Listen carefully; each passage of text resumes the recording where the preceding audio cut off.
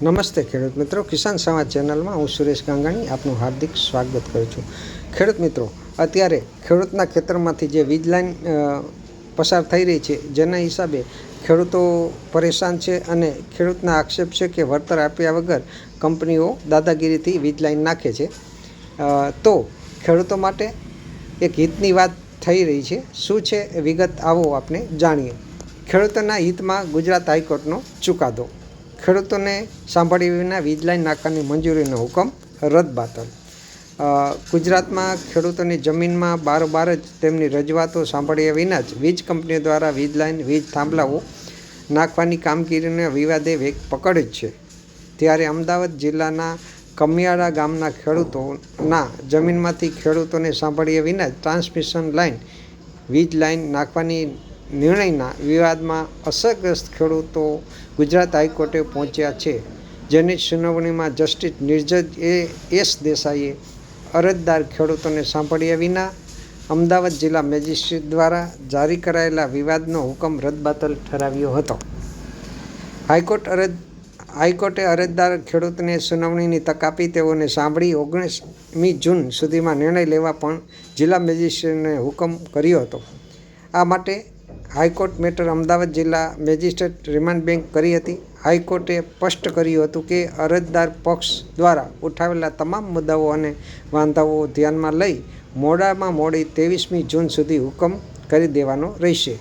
અરજદાર રામદેવસિંહ વણાર તથા અન્યો દ્વારા હાઈકોર્ટ સમક્ષ કરાયેલી રીટ અરજીઓમાં એ મતલબની રજૂઆત કરવામાં આવી હતી કે જેટકો કંપની દ્વારા ધોલેરાસર એરિયામાં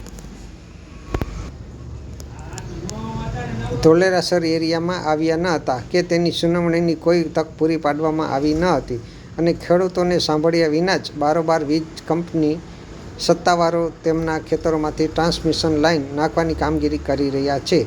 વીજ કંપની સત્તાવારોની આ કામગીરી કુદરતી ન્યાયના સિદ્ધાંત વિરુદ્ધની અન્યાયની અને અયોગ્ય છે।